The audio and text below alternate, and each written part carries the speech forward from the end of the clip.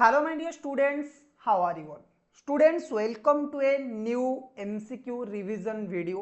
Okay, आपकी जो paper है सीए में इंटर ग्रुप 2 का मैनेजमेंट अकाउंटिंग का एक और चैप्टर का MCQ रिवीजन में आप सबका स्वागत है। इससे पहले वाले जो वीडियो था उसमें हम लोगों ने आपकी जो रेस्पॉन्सिबिलिटी अकाउंटिंग है उस चैप्टर का MCQ रिवीजन किया था।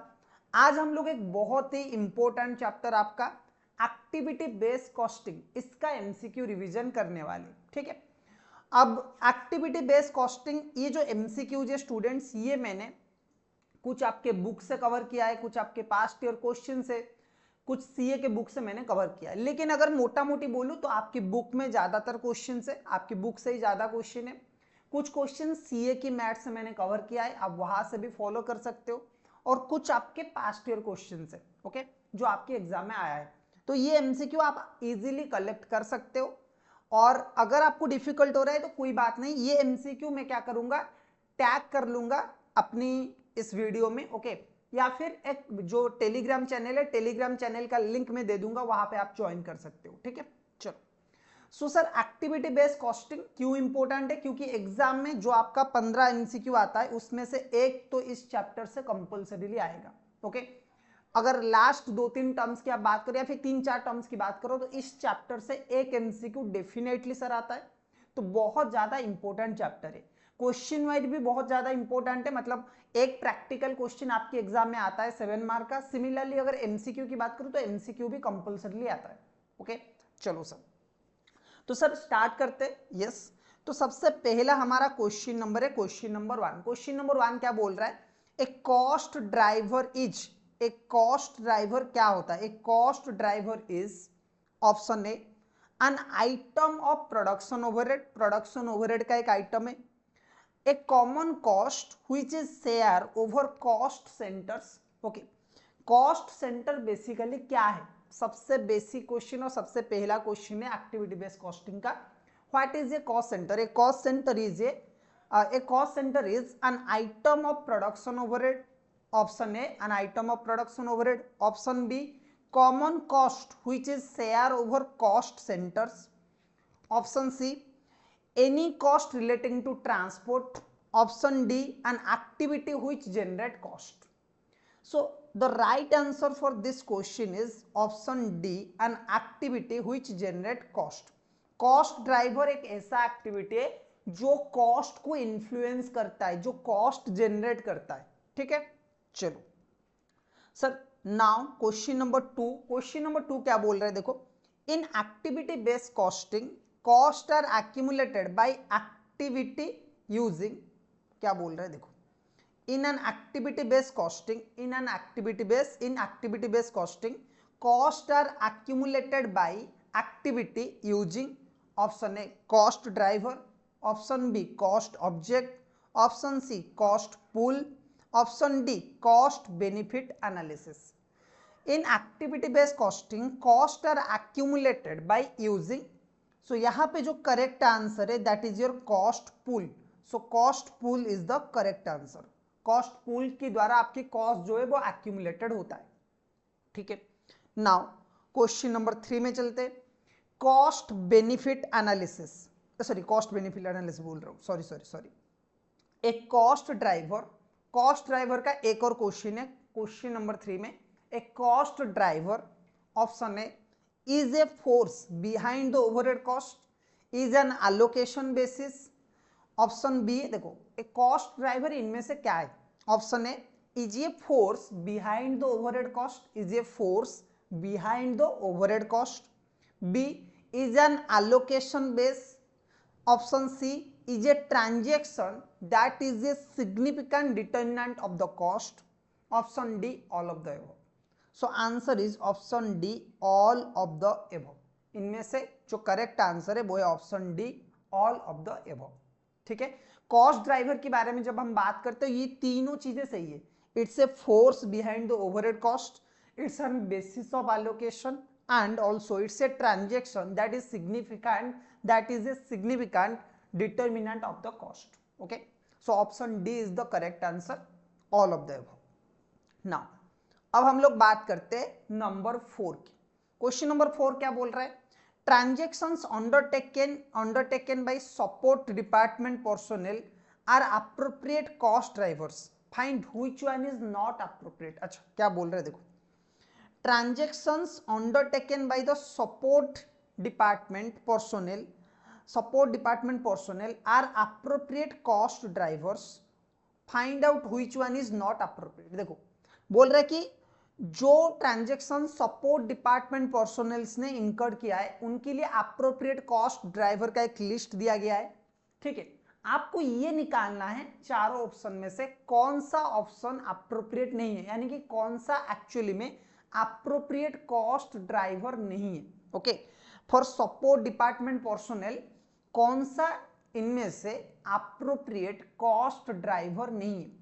क्वेश्चन इसके स्टूडेंट्स, जब आप एक्टिविटी बेस्ड कॉस्टिंग कर रहे हो ना, तो ये फाइनल में भी आप लोगों का है, ये आपकी इंटर की मैनेजमेंट अकाउंटिंग में भी है। तो एक चीज आपको समझना पड़ेगा कि ये जो क्वेश्चंस होते हैं थोड़े से टेढ़े होते हैं, मतलब थोड़ा लंबा होता है क्वेश्चन, ज्यादातर इंग्लिश होता है, तो इससे आपको अच्छे से पढ़ना पड़ेगा और समझना पड़ेगा कि एक्चुअली में क्वेश्चन में क्या पूछा गया है। तो यहाँ पे हमें ये पूछा है कि transactions undertaken by support personnel department are the appropriate cost drivers, find which one is not appropriate. यानी कि सपोर्ट डिपार्टमेंट पर्सोनेल के लिए यहाँ पे चारों ऑप्शन में अप्रोप्रिएट कॉस्ट ड्राइवर दिया गया है, इनमें से कोई एक नॉट अप्रोप्रिएट है यानी कि इनअप्रोप्रिएट है। कौन सा वो इनअप्रोप्रिएट है वो आपको बताना है। ठीक है, चलो, the number of the purchase, supplies and customer order driver, the cost associated with new material inventory, work in progress and finished goods. The number of the production runs undertaken drives production scheduling, inspection cost and material handling. देखो यहाँ पे कुछ हमें activities दिया गया है और कुछ प्रोडक्शन ओवर मतलब कॉस्ट ड्राइवर दिया गया है।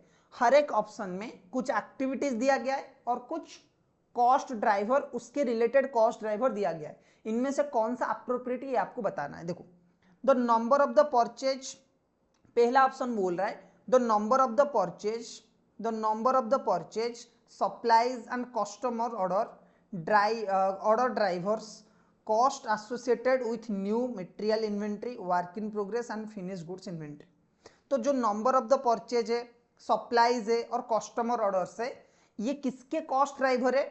Cost associated with new material inventory, work in progress and finish goods inventory. यानी कि finish goods inventory, work in progress and new material inventory, इनके रिलेटेड जितने भी कॉस्ट है, इसका कॉस्ट ड्राइवर कौन सा है सर?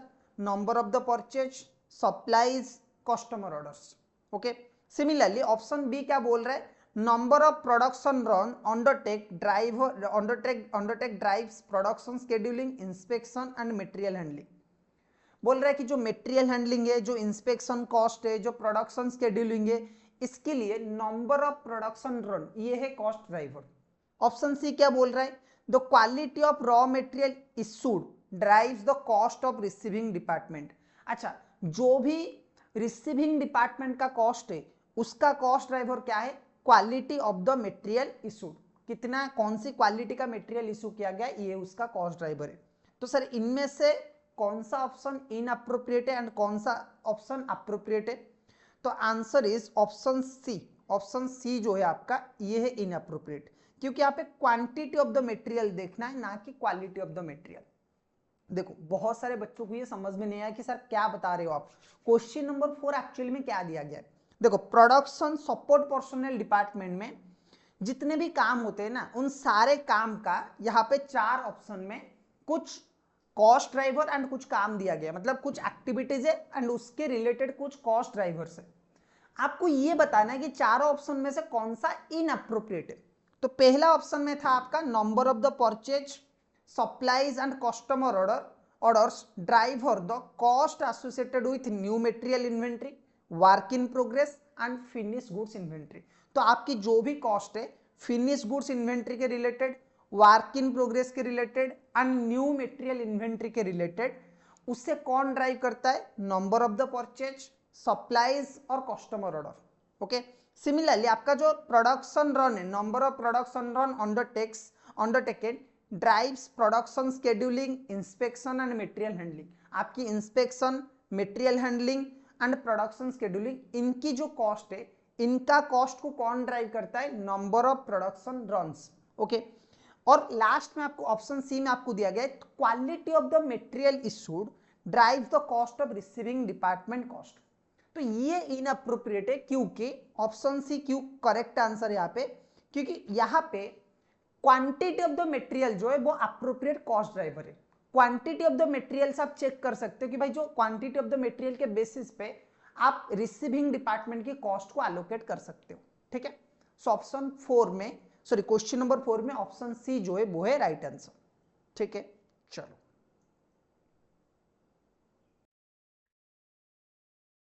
चलो सो नेक्स्ट क्वेश्चन हम लोग करते हैं question number 5। Question number 5 sir क्या है? Steps in ABC include. Sir ABC में इनमें से कौन सा स्टेप है?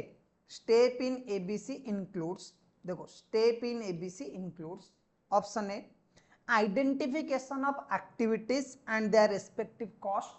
पहले आपको एक्टिविटीज निकालना है एंड उसके रिलेटेड कॉस्ट निकालना है। Identification of the cost driver of the each activity and computation of an allocation rate for the activity. So activity based costing में इनमें से कौन सा स्टेप आता है सर? नंबर 1 कि पहले हमें एक्टिविटीज आइडेंटिफाई करना है। ऑप्शन ए में जो है पहले आपको एक्टिविटीज आइडेंटिफाई करना है एंड उसके रिलेटेड जो कॉस्ट है वो आइडेंटिफाई करना है। सेकंड आपको कॉस्ट ड्राइवर आइडेंटिफाई करना है एंड आपको कॉस्ट ड्राइवर रेट आइडेंटिफाई करना है। allocation of the overhead cost to product or services based on the activities involved, और ऑप्शन डी है ऑल ऑफ द अबव। तो यहां पे जो करेक्ट आंसर है that is your all of the above. ठीक है, उसके बाद सर हम लोग चलते which one of the following is not a benefit of ABC. Sir ABC का इनमें से कौन सा बेनिफिट नहीं है? Which one of the following is not a benefit of ABC. ABC का इनमें से कौन सा एक बेनिफिट नहीं है? Option are, option A accurate cost allocation, option B improved decision making, option C better control on activity and cost, option D reduce of prime cost. So यहाँ पे जो करेक्ट आंसर है वो है ऑप्शन डी, क्योंकि activity based costing की वजह से प्राइम कॉस्ट रिड्यूस नहीं हो जाता, ये कोई बेनिफिट नहीं है उसका। Okay, so accurate cost allocation, improve decision making, better control on activity and cost, ये सारे के सारे एक्टिविटी कॉस्ट के बेनिफिट में आते। तो जो एक्टिविटी बेस्ड कॉस्टिंग का बेनिफिट नहीं है वो है reduction of the prime cost. Right, चलो क्वेश्चन नंबर 7। क्वेश्चन नंबर 7 क्या बोल रहा है? The steps involve for installation of ABC in A manufacturing company includes the following except. अच्छा, एक मैन्युफैक्चरिंग कंपनी में एक्टिविटी बेस्ड कॉस्टिंग को इंस्टॉल करने में the step involve for installation of ABC in A manufacturing company includes the following except borrowing funds, B feasibility study, option C building of necessary IT infrastructure and training for online employees, option D strategy and value chain analysis।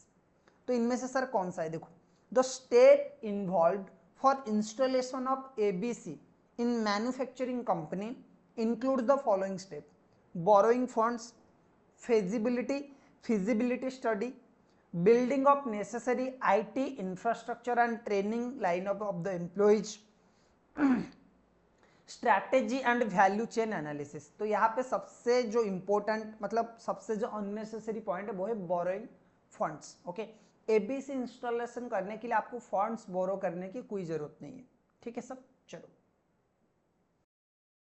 उसके बाद sir चलते हैं question number 8। Question number 8 sir क्या बोल रहे हैं, चलो देखते हैं। क्वेश्चन नंबर 8 बोल रहा है Which of the following statements are true? Sir इनमें से कौन सा स्टेटमेंट ट्रू है? इनमें से कौन सा स्टेटमेंट ट्रू है?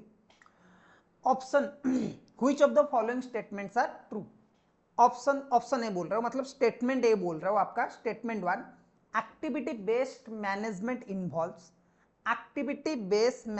Involves activity analysis and performance measurement.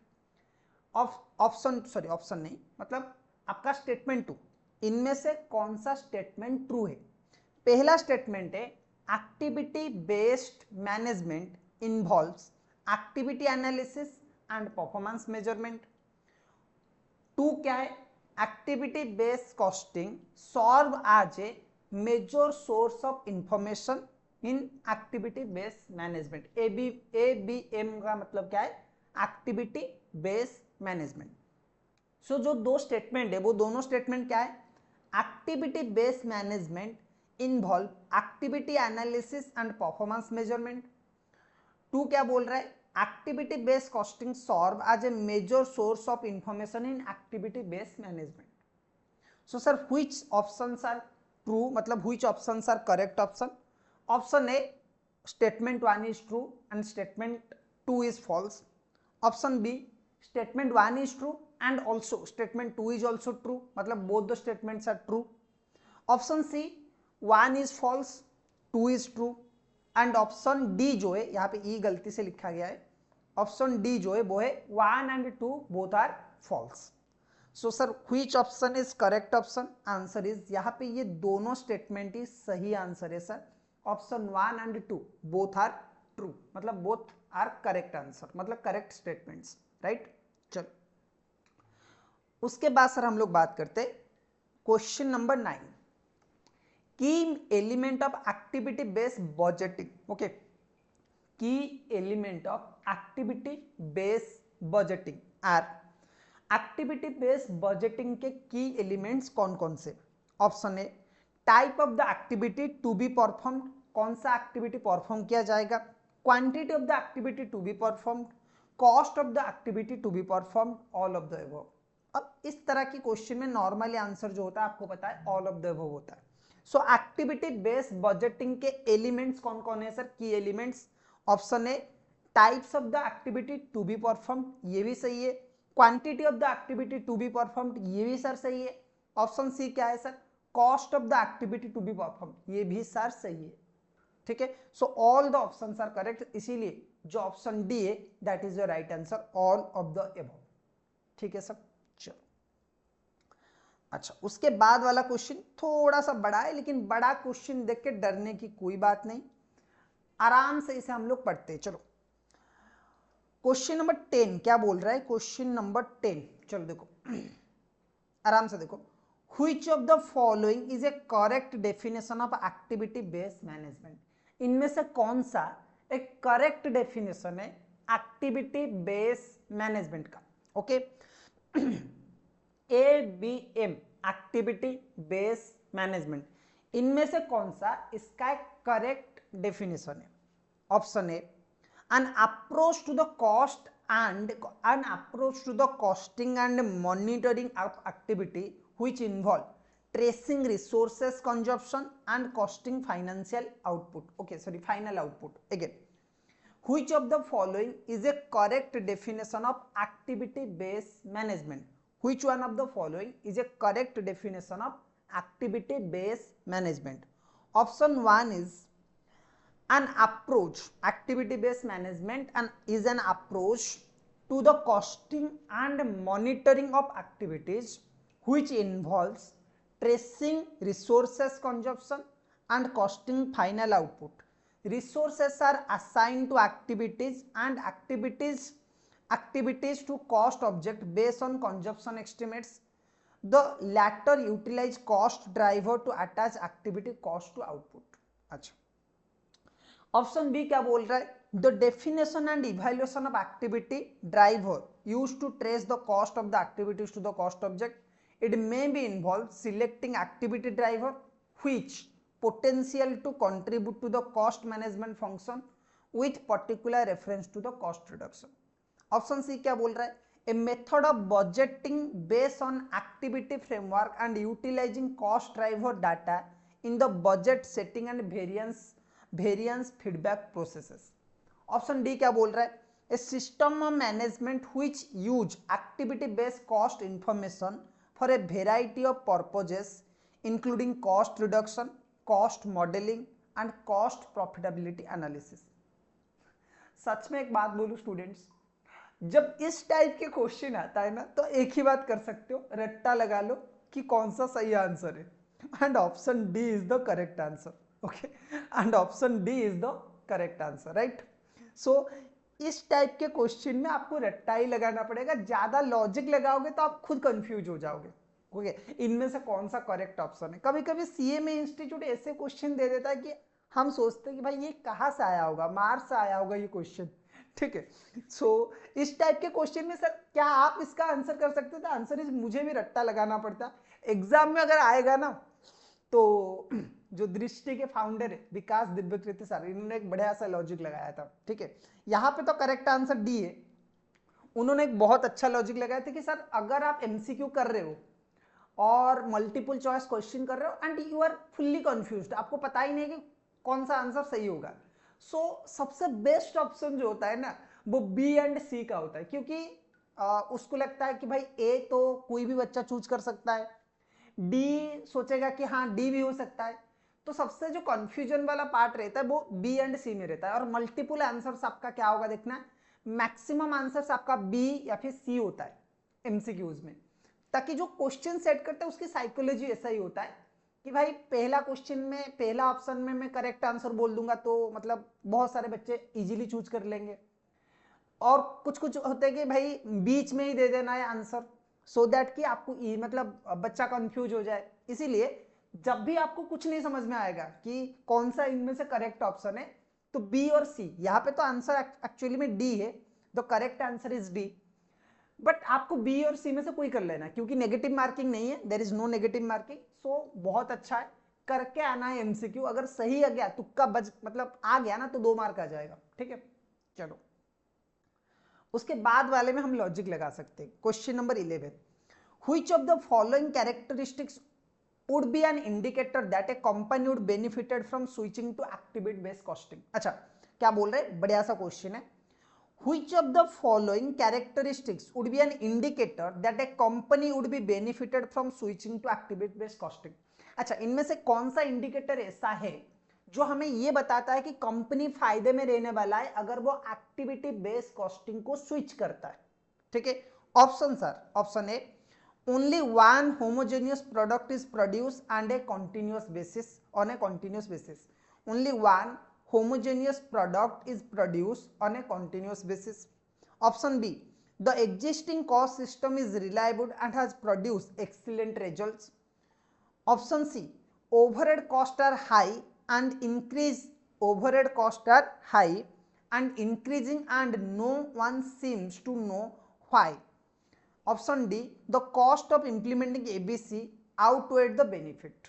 Okay, तो सर इनमें से कौन सा करेक्ट आंसर है, तो यहाँ पे जो सी होगा आपका ऑप्शन वो होगा correct answer. Overhead cost are high and increasing and no one seems to know why. Overhead cost बहुत ज्यादा है, रेगुलरली वो इंक्रीज भी कर रहा है और किसी को ये नहीं पता कि क्यों इंक्रीज कर रहा है। उस केस में आप एक्टिविटी बेस को अगर स्विच करोगे ना, एबीसी कॉस्टिंग अगर आप स्विच करोगे तो आप इजीली जो हाईली इन्फ्लुएंस्ड और हाईली इंक्रीजिंग एक्टिविटी है उसको, जो डमी एक्टिविटी या फिर जो ऐसा एक्टिविटी है जिससे कोई बेनिफिट नहीं मिलता, उसे आप आइडेंटिफाई कर सकते हो, ठीक है। चलो सर, चलो क्वेश्चन नंबर 12 पे चलते। According to chartered institute of management accountant CIMA, cost attribution, according to chartered institute of management accountant CIMA, cost attribution to cost units on basis of benefit received from indirect activities, that is ordering, setting up, assuring quality, is known as absorption costing, marginal costing, activity based costing, job costing।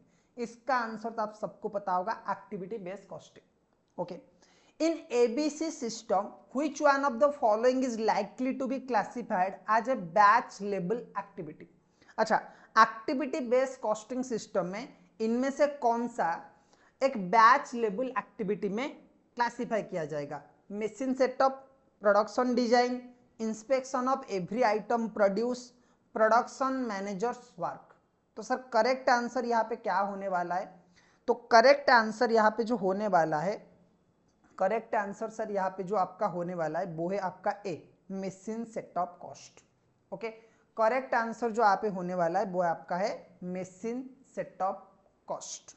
Okay, चलो उसके बाद sir हम लोग चलते हैं activity based costing. Activity based costing basically क्या है? Activity based costing use a plant wide overhead rate to assign overhead, is not expensive to implement, typically applies overhead cost using direct labor hour, use multiple activity rates।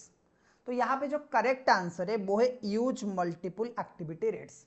ये भी question बहुत ही easy है और exam में आने का chance थोड़ा सा ज्यादा है, ठीक है। Activity based costing, use multiple activity rates, ठीक है। उसके बाद चलते हैं question number 15। Which of the following activity is not a batch level activity? अच्छा, इनमें से कौन सा एक बैच लेवल एक्टिविटी नहीं है? Processing purchase orders, designing products, receiving raw material from the supplier, setting of equipments. तो sir which one is the correct answer? Option is your, यहाँ पे जो आपका करेक्ट आंसर है सर, यहाँ पे करेक्ट आंसर कौन सा होगा? Designing products. तो ये है आपका correct answer, designing products, okay. चलो, Which of the following is not included in batch level activity? बहुत सारे क्वेश्चन बैच लेवल एक्टिविटी के रिलेटेड है। Which of the following is not included in batch level activity? Batch level activity में इनमें से कौन सा एक्टिविटी इंक्लूड नहीं होता है? Material ordering cost, which of the following is not included in batch level activity? इनमें से कौन सा कॉस्ट बैच लेवल एक्टिविटी में इंक्लूड नहीं होता है? Material ordering cost, machine setup cost, inspection cost, designing the product. इनमें से सर कौन सा होगा करेक्ट आंसर? तो यहाँ पे करेक्ट आंसर है डिजाइनिंग द प्रोडक्ट, ठीक है। बैच लेवल एक्टिविटी मतलब ऐसा कोई एक्टिविटी जो कि बहुत लार्ज वॉल्यूम पे होता है, तो यहाँ पे डिजाइनिंग द प्रोडक्ट ये लार्ज वॉल्यूम पे नहीं होता है, ठीक है। चलो,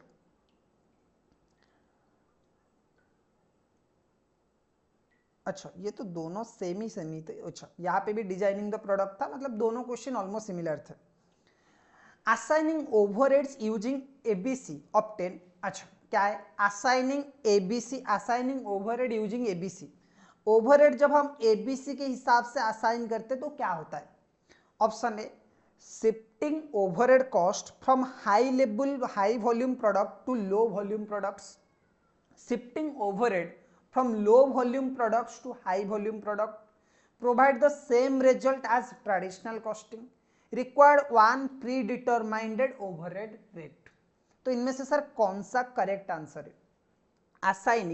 assigning overhead using ABC obtain shift overheads from high volume product to low volume product, shift overhead from low volume products to high volume products, provide the same result as traditional costing. Option D क्या बोल रहा है? Required one predetermined overhead rate. तो यहाँ पे sir correct answer जो है वो है आपका shifting overhead, shifts overhead cost from high volume product to low volume product, ठीक है सर।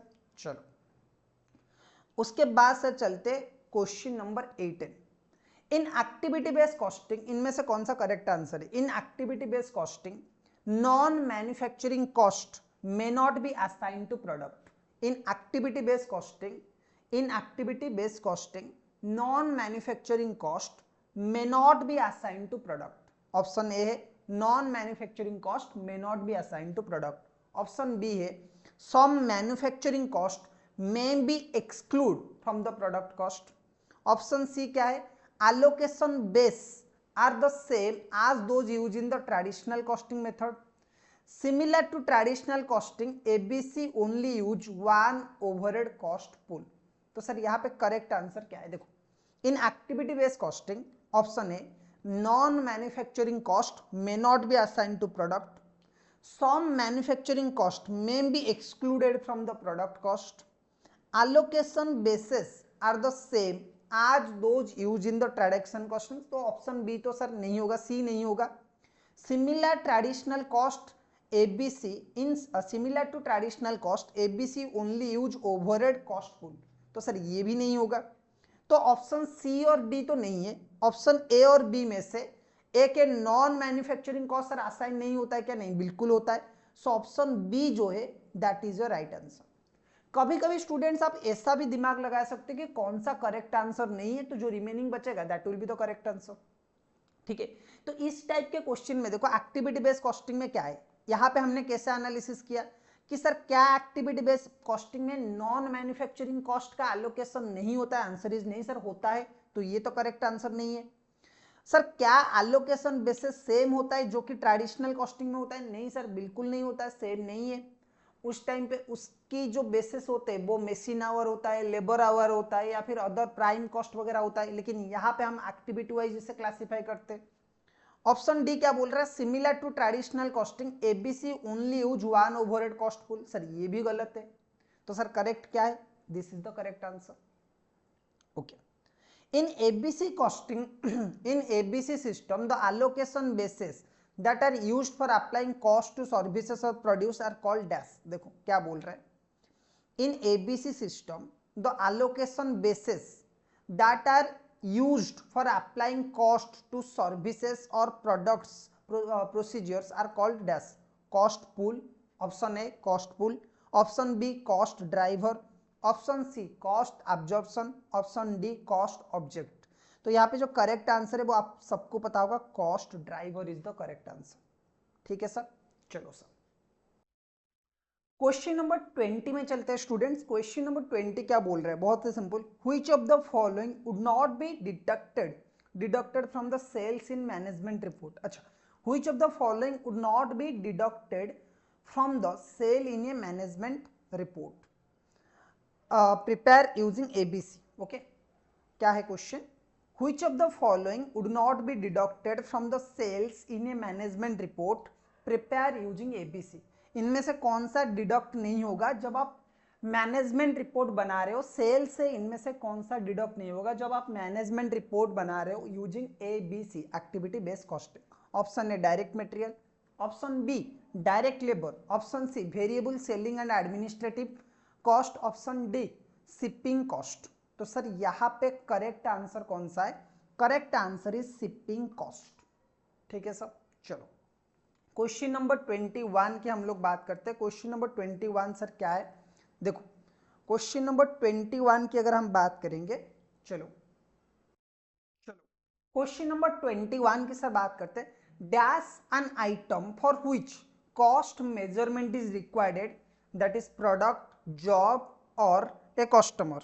अच्छा, इनमें से सर कौन सा है? देखो, dash an item for which cost measurement is required, product, job और ए कस्टमर। आई थिंक सबको इसका आंसर पता होगा सर। कॉस्ट अकाउंटिंग के बेसिक चीजों में आप ये लोग पढ़ते हो। Option is cost pool, option B cost driver, option C cost absorption, option D cost object. Sir ये तो बच्चों वाला क्वेश्चन आप पूछ रहे हो, answer is cost object. Cost object एक ऐसा आइटम है जिसके लिए आप एक सेपरेट मेजरमेंट ऑफ कॉस्ट करते हो। It may be a product, it may be a job और it may be a customer. ठीक है, चलो क्वेश्चन नंबर 22 की अगर हम बात करें तो क्या है? Which of the following is different, which of the following is different in ABC when compare to traditional costing? Traditional costing के साथ अगर हम एबीसी को कंपेयर करें, इनमें से कौन सा डिफरेंट है? Which of the following is different in ABC when comparing to traditional costing? Option A traditional costing and ABC costing usually yield very similar product cost. Okay, in ABC costing system costs are only assigned to products that are actually required work that give rise to a particular cost. Okay, उसके बाद आपका क्या है? in ABC costing costs are only assigned to product that actually required work that given rise to a particular cost. In ABC, batch level costs are applied to product using unit level base. Under traditional costing, batch level costs are shifted from high volume product to low volume product. ठीक है, देखो इनमें से activity based costing में क्या होता है जो कि ट्रेडिशनल कॉस्टिंग में नहीं होता है, या फिर ट्रेडिशनल कॉस्टिंग में ऐसा क्या होता है जो कि एक्टिविटी बेस्ड कॉस्टिंग में नहीं होता है? दोनों के बीच में एक्चुअल में किस चीज को लेकर डिफरेंस है? Option A traditional costing and activity based costing usually yield same product cost. Sir ये तो कोई डिफरेंस नहीं हुआ, मतलब ये तो नहीं है। In activity based costing cost are only assigned to product that actually required work that give rise to a particular cost. अच्छा, इन ABC batch label cost are applied to product using unit label basis. और उसके बाद आपका क्या है option D, under traditional costing batch label cost are shifted from high volume product to low volume product. तो यहाँ पे स्टूडेंट मैं बोलूंगा जो करेक्ट आंसर है वो है ऑप्शन आपका बी। क्यों? क्योंकि एबीसी सिस्टम के बीच में, एबीसी सिस्टम में आप लोग सर क्या करते हो, आप लोग उस प्रोडक्ट, उस एक्टिविटी को cost are only assign to product that actually required work that give to a particular cost. जो प्रोडक्ट्स एक्चुअली में कॉस्ट इनकर्ड करते हैं या फिर एक्टिविटीज में एंगेज होते हैं, उन्हीं को ही हम लोग प्रोडक्ट, उन्हीं को ही हम लोग क्या करते हैं, कॉस्ट चार्ज करते हैं अंडर एक्टिविटी बेस्ड कॉस्टिंग। ठीक है, चलो question number 23, process of the cost allocation under activity based costing is, process of cost allocation under activity based costing is cost of activities, cost driver, cost allocated to cost object. Cost driver, cost of the activities, cost allocated to cost objects activities. Activities, cost of the activities, cost driver, cost allocated to cost objects. Activities, cost driver, cost allocated to cost object, cost activities. अच्छा, कौन सा sequence इनमें से sir correct है? So option है ये वाला sir आपका करेक्ट होगा। एक्टिविटीज होगा, उसके बाद कॉस्ट ऑफ द एक्टिविटीज आएगा, उसके बाद आपका कॉस्ट ड्राइवर आएगा, उसके बाद आपका cost allocated to cost object आ जाएगा। पहले हम एक्टिविटीज निकालेंगे, उसके बाद एक्टिविटीज के रिलेटेड कॉस्ट निकालेंगे, उसके बाद हम लोग क्या करेंगे, कॉस्ट ड्राइवर निकालेंगे, उसके बाद हम कॉस्ट ड्राइवर को कॉस्ट ड्राइवर के साथ डिवाइड कर लेंगे, तो हमारा कॉस्ट एलोकेटेड टू ऑब्जेक्ट्स आ जाएगा। ठीक है, क्वेश्चन नंबर 24 के स्टूडेंट्स बात करते हैं। क्वेश्चन नंबर 24 क्या है, cost of maintaining A building is unit level cost, batch level cost, product level cost, facility level cost. इनमें से सर कौन सा होगा correct answer? Cost of maintaining A building, cost of maintaining a building is dash level cost, unit level cost, batch level cost, product level cost, facility level cost। so यहाँ पे जो right answer है maintaining ए building वो है facility level cost. ठीक है sir, उसके बाद चलते हैं question number 25 students. Question number 25 क्या बोल रहा है, देखो, dash should be subtracted from the net product revenue instead of an arbitrary and illogical apportionment. Okay, इनमें से कौन सा हम नेट प्रोडक्ट रेवेन्यू से माइनस करेंगे instead of an arbitrary and illogical apportionment? Facility level cost, product level cost, organisational level cost, high level cost. तो यहाँ पे जो करेक्ट आंसर है वो है ऑर्गेनाइजेशनल लेवल कॉस्ट। ठीक है, the basis of apportionment of overhead which take into account the profitability of various department is called FIFO basis, LIFO basis, ability to pay basis, activity basis। तो यहाँ पे जो correct answer है that is your activity basis. Which of the following is the main cost driver of customer order processing activity? अच्छा, इनमें से कौन सा, अब ये वाला क्वेश्चन एक बार आपके एग्जाम में आया था। ठीक है, ये वाला क्वेश्चन एक बार आपके एग्जाम में आया था। Which of the following is the main cost driver? Which of the following is the main cost driver of customer order processing activity? इनमें से कौन सा मेन कॉस्ट ड्राइवर है of customer order processing activity? Option A, flow of the product from the assembly line, order value, number of the problem supplier, number of the problem suppliers, number of the messing charges. अच्छा, इनमें से कौन सा customer order processing activity का सबसे main cost driver है? तो यहाँ पे करेक्ट आंसर मैं आप सबको बता दूं, order value is the correct answer. कितना ऑर्डर होता है प्रोडक्ट, उस बेसिस पे आपकी कॉस्ट एलोकेट होगा। ठीक है, so order value is the main cost driver. ठीक है सर, चलो उसके बाद सर हम लोग बात करते हैं question number 28। Painting the product would be an example of which activity level group? Painting the product, एक प्रोडक्ट को पेंट करना, painting the product would be an example of which activity level group?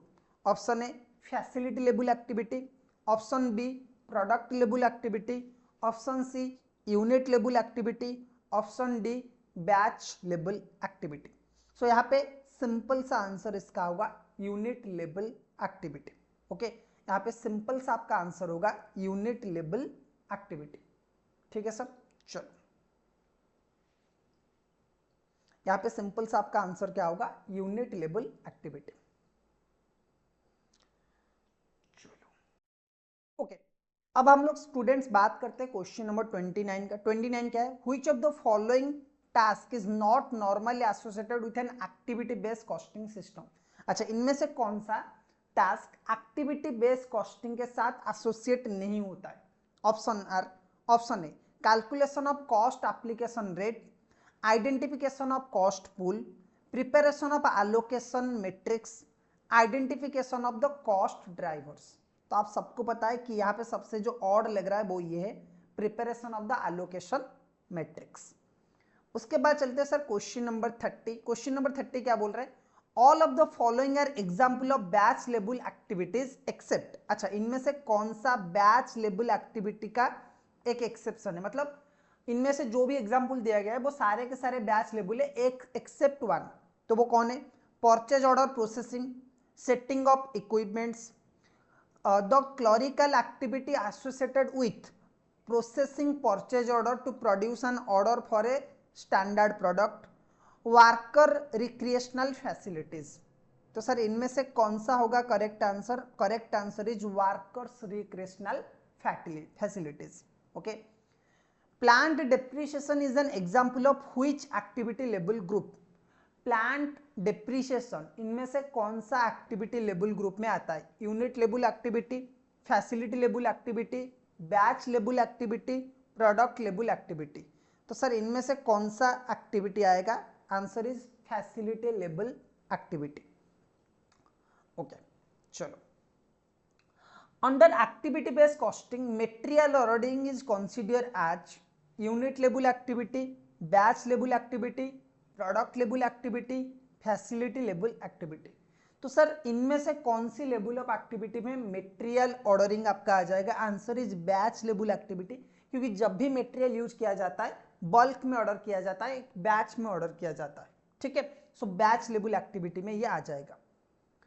Question number 33 क्या बोल रहा है, Samsung and appliance manufacturer is developing, Samsung and appliance manufacturer is developing a new line of Samsung, an application manufacturer, is developing a new line of ovens that use controlled laser technology.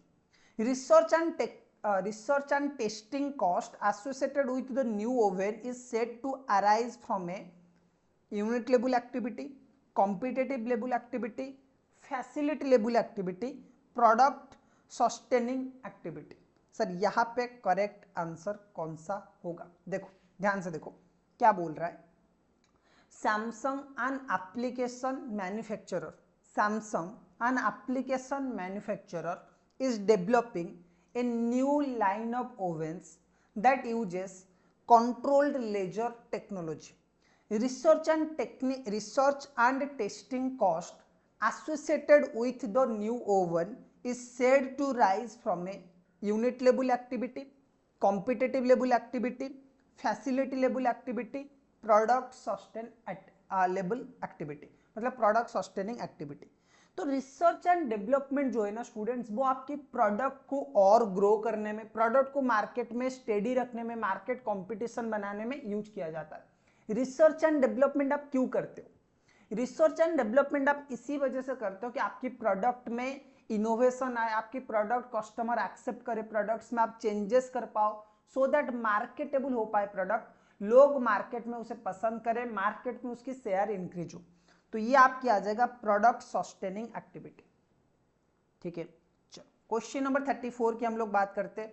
The salary of a manufacturing plant manager are said to be arise from unit level activity, batch level activity, product sustaining activity, facility level activity. देखो आपके जितने भी fixed assets है, जैसे कि आपके plant हो गया, आपकी बिल्डिंग हो गया, ये सारे जो एसेट्स है ना, इनके रिलेटेड जो भी खर्चा, एक दिमाग में एक वर्ड डाल लो, आपकी बिल्डिंग हो गया, आपकी फर्नीचर्स हो गए, आपकी प्लांट हो गया, जितने भी आपके फिक्स्ड एसेट्स रिलेटेड खर्चे हैं, चाहे उनकी डिप्रिसिएशन हो, चाहे उनकी मेंटेनेंस हो, चाहे उनकी पेंटिंग वगैरह हो, चाहे उनको मैनेज करने के लिए किसी को आप सैलरी वगैरह दे रहे हो, all are cover under facility level activity. ठीक है, क्योंकि आपको ये फैसिलिटी आप प्रोवाइड कर रहे हो, इसीलिए फैसिलिटी लेवल एक्टिविटी में ये सब आता है। ठीक है, आपका कौन सा काम कौन सी एक्टिविटी में आता है, बस आपको ये याद रखना है। कुछ जगह पे आप कॉमन सेंस यूज कर सकते हो। ठीक है सर, चलो क्वेश्चन नंबर 35 के साथ हम बात करते हैं। क्वेश्चन नंबर 35 आपका क्या बोल रहा है, देखो, the division of activities into unit level, batch level, product sustaining level and facility level category is commonly known as, देखो क्या बोल रहा है, the division of the activities into unit level, batch level, product sustaining level and facility level categories is commonly known as cost object, cost application method, cost hierarchy, cost estimation method। ये जो हम लोग cost को the division of activities into unit level, batch level, product sustaining level and facility level category में जो हम लोग divide कर रहे हैं, इससे हमें क्या बोलते हैं, इसको हम क्या बोलते हैं, जो एक्टिविटीज है ना, एक्टिविटीज को जो हम डिफरेंट लेवल में डिवाइड कर रहे हैं, तो इससे हम क्या बोलते हैं। Options are cost object, option 2 cost application method, option C cost hierarchy, option D cost estimation method. So correct answer is cost hierarchy. Cost hierarchy is the correct answer. ठीक है, चलो ओके ओके स्टूडेंट्स, अब चलते हैं हमारे next question की तरफ। Next question is your question number 36। Question number 36 sir क्या बोल रहे हैं, चलिए देखते हैं। The main reason for usage of activity based costing by replacing the traditional costing system is that, अच्छा इनमें से कौन सा मेन रीजन है जिसकी वजह से हम एक्टिविटी बेस्ड कॉस्टिंग यूज कर रहे हैं by replacing traditional costing system. Your options are option A the overhead recover rate used in the traditional costing system are inappropriate for decision making। अच्छा, जो ट्रेडिशनल कॉस्टिंग सिस्टम में overhead recover rates use किया जाता है that are inappropriate for decision making, ये पहला रीजन हो सकता है। Option B the companies deal with more number of product at present, company पहले सिंगल प्रोडक्ट में डील कर रहा था और आज के टाइम पे ज्यादा product, more number of product में वो डील कर रहा है। Option C no scope for cause and effect relationship in traditional costing, अच्छा ये बोल रहा है कि भाई ट्रेडिशनल कॉस्टिंग में कॉज एंड इफेक्ट रिलेशनशिप नहीं है। Option D the new manufacturing technology needs information for the feedback of performance even the product is in progress, बोल रहा है कि जो न्यू मैन्युफैक्चरिंग टेक्नोलॉजी है, the new manufacturing technology need information for the feedback, तो new manufacturing technology है उसे feedback चाहिए of the performance even the product is in progress. So यहाँ पे मैं बोलूंगा जो करेक्ट आंसर है that is your companies deal with more number of product at present. जब कंपनी में कोई सिंगल प्रोडक्ट है then you can use traditional costing and that is one of the most appropriate costing. लेकिन जहां पे number of products है, number of activities बहुत ज्यादा है, इन दैट केस आपको एक्टिविटी बेस्ड कॉस्टिंग ज्यादा बेटर रिजल्ट प्रोवाइड करेगा। ठीक है, चलो सर अब हम लोग बात करेंगे question number 37। Sir question number 37 क्या बोलता है, चलो cost that are caused by a group of things being made और process at a single time are refer as, क्या बोल रहा है, क्या बोल रहा है ये सर, देखो क्या बोल रहा है, cost that are caused by a group of things being made or processed at a single time referred to as, options are option A product level cost, cost pools, organizational level cost, batch level cost। जब कोई group में आप single time में, जब आप group में कोई चीजें बनाते हो और सिंगल टाइम में बनाते हो तो उससे बोला जाता है batch, batch level cost is the right answer. तो ऑप्शन डी जो है राइट आंसर है। चलो सर उसके बाद सर हम लोग बात करेंगे the following statement have been made in relation to activity based costing. Okay, the following statements have been made in relation to activity based costing. दो स्टेटमेंट है यहाँ पे, और एक्टिविटी बेस्ड कॉस्टिंग के रिलेटेड में ये स्टेटमेंट बोला गया है। Number 1, a cost driver is a factor which cause a change in cost of an activity. बोल रहा है कि कॉस्ट ड्राइवर एक ऐसा फैक्टर है जो कि किसी भी एक्टिविटी के कॉस्ट में चेंजेस ला सकता है। A cost driver is a factor, a cost driver is a factor which cause, a cost driver is a factor which causes a change in the cost of an activity. Okay. Second, अगर हम बात करें, the traditional absorption costing tend to the traditional absorption costing tends to underestimate production overhead cost for high volume product which the above statement sorry यहाँ पे गलत 1 minute। पहला statement क्या है sir? A cost driver is a factor which cause a change in the cost of an activity। Sir ये statement तो सही लग रहा है। दूसरा स्टेटमेंट क्या है? ट्रेडिशनल और absorption costing, traditional absorption costing tend to underestimate overhead cost for a high volume product. Sir ये थोड़ा सा हमें गड़बड़ लग रहा है। गड़बड़ क्या? ये गलत है। ये सर सही है। तो पूछा है हमें which of the above statement is true और false. Okay, which of the following statement, which of the above statement is true. सिर्फ पूछा है कि इन दोनों में से सही कौन सा है। Option R 1 only, option B 2 only, option C neither A nor B, option D both A and B. So here is the correct answer, that is 1 only. Statement 1 जो है सिर्फ यही करेक्ट आंसर है, मतलब यही स्टेटमेंट ट्रू है, second वाला false है। ओके, सेकेंड वाला ट्रू नहीं है। चलो उसके बाद थोड़ा सा एक बड़ा सा क्वेश्चन है, चलो इसे भी थोड़ा सा रीड कर लेते। Which of the following statement is true about activity based costing. अच्छा, इनमें से कौन सा स्टेटमेंट ट्रू है एक्टिविटी बेस्ड कॉस्टिंग के रिलेटेड? देखो स्टूडेंट्स, ये जो ट्रू वाले क्वेश्चन है ना, ट्रू फॉल्स वाले स्टेटमेंट वाले क्वेश्चन है, एक्टिविटी बेस्ड कॉस्टिंग से आने का जो इसकी चांसेस है वो बहुत ज्यादा होने वाला है। ठीक है, which of the following statement is true about activity based costing? Options are, option A, ABC is a costing method designed to provide managers with cost information for strategic and other decisions that potentially affect capacity and therefore fixed cost. Okay, क्या बोल रहा है? ABC activity based costing is a method, is a costing method designed to provide managers with cost information for strategic and other decisions that potentially affect capacity and therefore fixed costs. Okay, B क्या बोल रहा है? ABC is an ordinary replacement rather than an supplement for the company's usual costing system. ABC is an ordinary replacement rather than a supplement for the company's usual costing system. Okay, इसके बाद sir आपका कौन सा statement इनमें से ये वाला statement है? उसके बाद क्या है आपका? Option C, most organisations that use ABC, most organizations that use ABC have only one costing system that solves the need of external report and internal decision making. Okay, most organizations that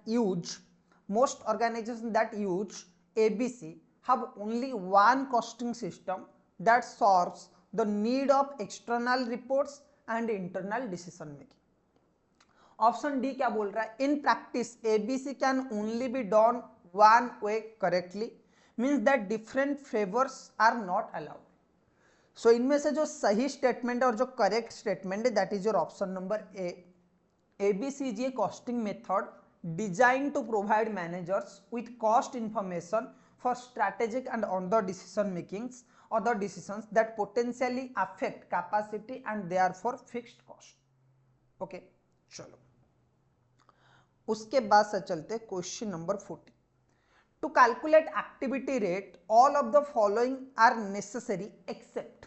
क्या पूछ रहा है कि भाई जब हम activity rates निकालते हैं ना, इनमें से कौन सा नेसेसरी नहीं है? इनमें से कौन सा नेसेसरी नहीं है? जब हम एक्टिविटीज के रेट निकालते तो उस टाइम पे इनमें से कौन सा स्टेप नेसेसरी नहीं है?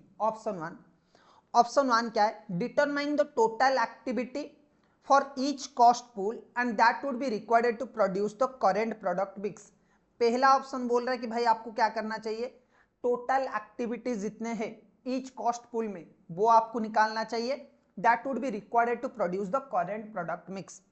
ऑप्शन बी क्या बोल रहा है? Determine the total activity for each cost pool that would be required to serve the present customer.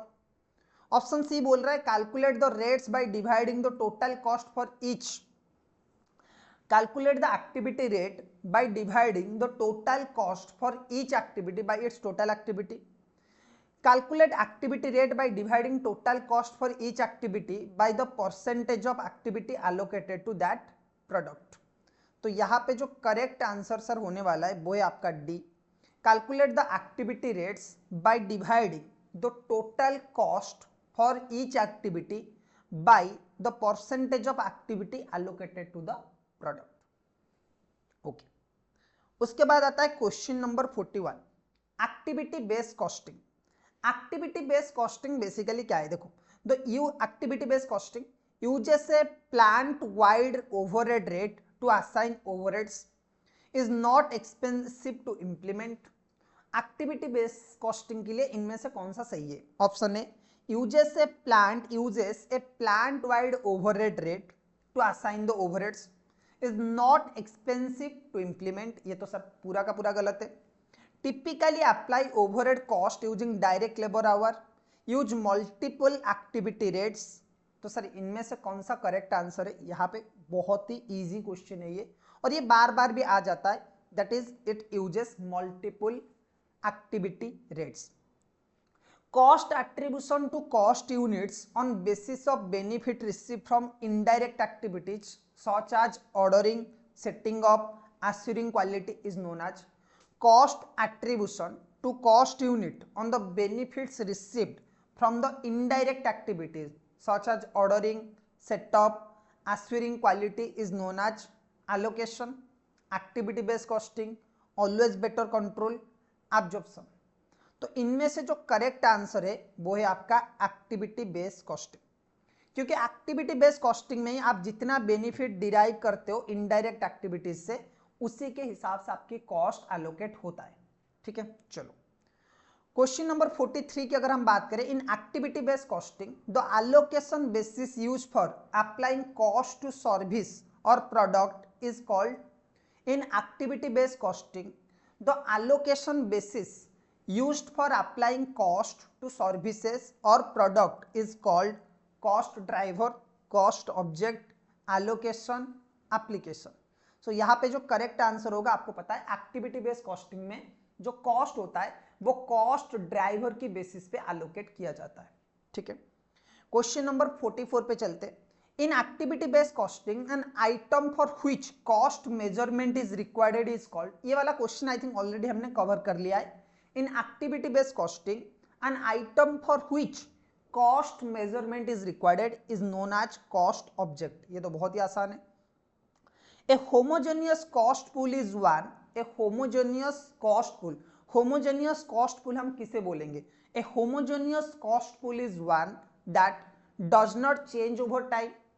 Option A देखो, a homogeneous cost pool is one that, option A, does not change over time, need many activity drivers to be allocated to a cost object, can be explained with a single activity driver, has only one type of material assigned to it।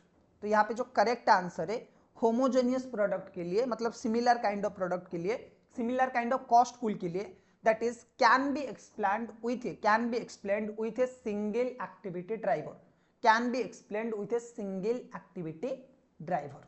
ठीक है sir, चलो उसके बाद चलते हैं question number 46। Review cost of commercial loan application is cost, review cost of commercial loan applications, review cost of commercial loan application is the cost unit level, facility level, batch level, product sustaining level. So यहाँ पे जो correct answer है वो है unit level. In traditional absorption costing system, costs are first traced to activities organisational units, products, cost centre. Sir इनमें से कौन सा राइट आंसर होगा? इनमें से जो करेक्ट आंसर है वो है ऑर्गेनाइजेशनल यूनिट्स। ट्रेडिशनल कॉस्टिंग में ऑर्गेनाइजेशनल यूनिट्स, कौन से यूनिट्स के लिए कॉस्ट है, कौन से डिपार्टमेंट के लिए कॉस्ट है, वो पहले निकालते हैं हम लोग। ठीक है, चलो। An activity based costing and inspection of the product is a dash level activity, unit level activity, batch level activity, product facility level activity। तो यहाँ पे जो करेक्ट आंसर है that is your batch level activity, क्योंकि जब आप product की inspection करोगे तो बैच वाइज आपको इंस्पेक्शन करना पड़ेगा। ABC is defined as cost attribution to dash on the basis of benefit received from the indirect activities, cost units, cost objects, cost centers, production units. तो यहाँ पे जो करेक्ट आंसर है that is cost unit. ABC activity based costing is defined as contribution, sorry ABC activity based costing is defined as cost attribution to cost unit on the basis of benefit received from the indirect activities. Okay, question number 50 चलो students करते हैं। Question number 50 sir आपका क्या है? देखो बहुत simple है। Which of the following is not correct match? इनमें से कौन सा करेक्ट मैच नहीं है? Production scheduling, number of production run, dispatching, number of dispatch orders, goods receive order, inspection, machine our.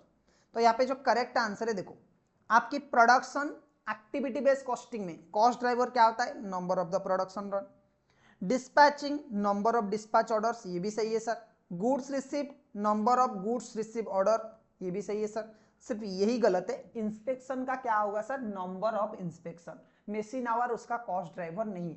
Inspection के केस में क्या हो जाएगा? Number of inspections, number of inspections. ठीक है सर, चलो क्वेश्चन नंबर 51 में हम लोग बात करते हैं। क्वेश्चन नंबर 51 क्या है? बहुत सिंपल है।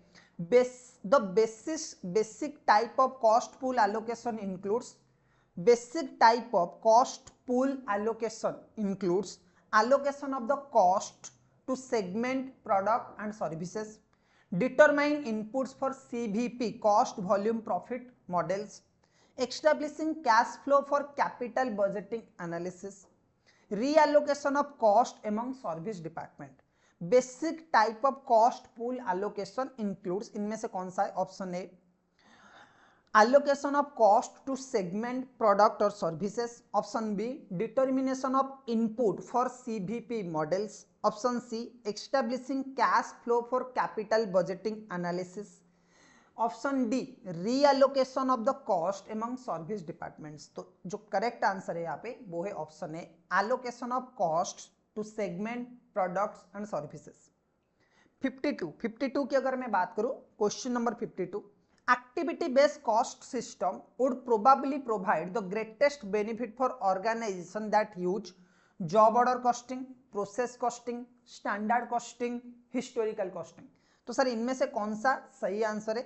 Activity based cost system, ABC system जो है वो कौन से इंडस्ट्री को सबसे ज्यादा would probably provide the greatest benefit for organizations, कौन से ऑर्गेनाइजेशंस को वो ज्यादा बेनिफिट प्रोवाइड करते? जो जॉब ऑर्डर कॉस्टिंग फॉलो करते, जो प्रोसेस कॉस्टिंग फॉलो करते, जो स्टैंडर्ड कॉस्टिंग फॉलो करते, या फिर जो हिस्टोरिकल कॉस्टिंग फॉलो करते। तो यहाँ पे सिंपल सा आंसर है जो जॉब ऑर्डर कॉस्टिंग फॉलो करते। ठीक है, चलो क्वेश्चन नंबर 53 में चलते। Under A traditional costing system which of the following cost would be likely to classify as indirect with respect to various product manufacture? अच्छा क्या बोल रहा है? Under a traditional costing system, which of the following cost would likely be classified as indirect with respect to various product manufacture? तो यहाँ पे correct answer sir क्या होगा? Option A plant maintenance, option B factory supplies, option C machine depreciation, option D all of the above. So correct answer is all of the above. चलो उसके बाद sir हम लोग बात करते हैं PKS limited is changing from traditional costing system to an activity based costing system. PKS limited एक company है जो कि ट्रेडिशनल कॉस्टिंग को छोड़ के अभी एक्टिविटी बेस्ड कॉस्टिंग में जा रहा है। As a result of this action, which of the following cost would be likely to change from indirect to direct. अच्छा, बढ़िया सा क्वेश्चन है ये, इंपॉर्टेंट क्वेश्चन, आप इसे याद रख लीजिए कि पीकेएस लिमिटेड एक कंपनी है। पीकेएस लिमिटेड कंपनी क्या कर रहा है, पुराने सिस्टम से, ट्रेडिशनल कॉस्टिंग से अभी एक्टिविटी बेस्ड कॉस्टिंग में स्विच हो रहा है, ठीक है। सो इस टाइम पे कौन सा कॉस्ट इनडायरेक्ट से डायरेक्ट में शिफ्ट हो जाएगा, मतलब कौन सा कॉस्ट आपकी इनडायरेक्ट में आता था under traditional system and now in activity based system वो डायरेक्ट हो जाएगा, ठीक है। Direct material, factory supplies, option B production set of finished goods inspection and direct material, option C production set of finished goods inspection and production product shipping, option D all of the above. So यहाँ पे जो correct answer है that is your option number C, production set of finished goods inspection and product shipping. ये पहले indirect होते थे, अब direct हो जाएंगे, ठीक है। चलो उसके बाद चलते question number 55। Which of the following statement about activity based costing is false. Sir इनमें से कौन सा स्टेटमेंट एक्टिविटी बेस्ड कॉस्टिंग के रिगार्डिंग फॉल्स है, झूठ है सर। एक्टिविटी बेस्ड कॉस्टिंग के लिए इनमें से कौन सा स्टेटमेंट झूठ है। Option A activity based costing can not be used by service businesses. Activity based costing service businesses use नहीं कर सकते। Option be in comparison with traditional costing system activity based costing tends to use more cost pools and more cost drivers. In comparison to traditional costing system, activity based costing tends to use more cost pools and more cost center. Sir ये तो सही लग रहा है, ये तो हो सकता है। In comparison with the traditional costing system, activity based costing result in less cost averaging of various diversified activities. ये भी तो सर सही लग रहा है। In comparison to traditional costing system, activity-based costing results in more costs being classified as direct cost. Sir ये भी सही लग रहा है, तो गलत क्या है सर, ये वाला गलत है कि service industry activity based costing use नहीं कर सकते। इनफैक्ट सर्विस इंडस्ट्री ज्यादा यूज कर सकते क्योंकि उसमें ओवरहेड्स बहुत सारे होते, ठीक है।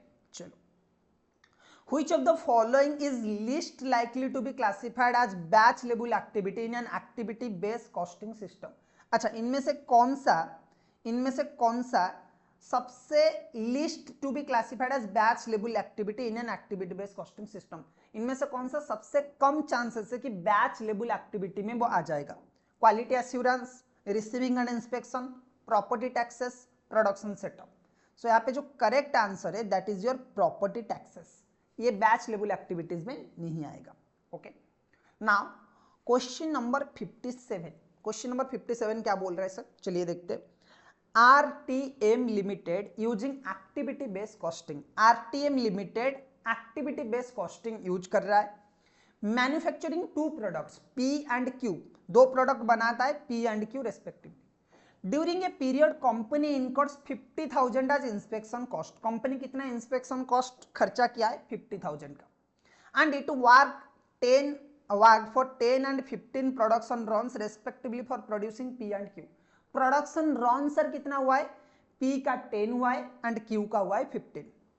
The inspection cost for product P under ABC system was कितना? अरे वेरी सिंपल है, देखो टोटल कॉस्ट सर कितना है 50,000। सो कॉस्ट ड्राइवर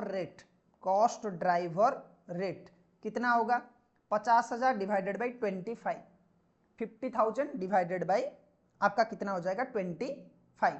तो सर अगर डिवाइड कर ले तो कितना आ जाएगा सर, ये 2 आ जाएगा, बहुत सिंपल है। तो 2000। सर कितना प्रोडक्शन रन पी के लिए यूज किया गया है, आंसर इज 10। तो कितना हो जाएगा sir 20,000, as simple as it is, okay? So 20,000 option A is the correct answer.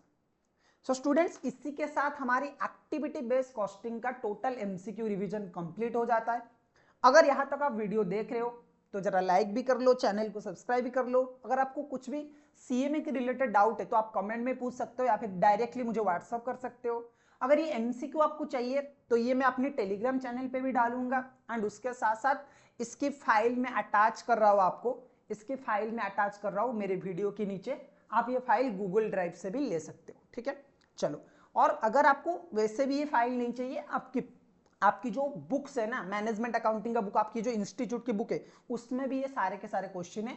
कुछ क्वेश्चन सीए मटेरियल के, कुछ क्वेश्चन पास्ट ईयर के, तो वो थोड़ा सा आप लोग देख लेना, ठीक है। चलो, सो आज की इस वीडियो में बस इतना ही, फिर मिलेंगे और एक चैप्टर के एमसीक्यू रिवीजन के साथ।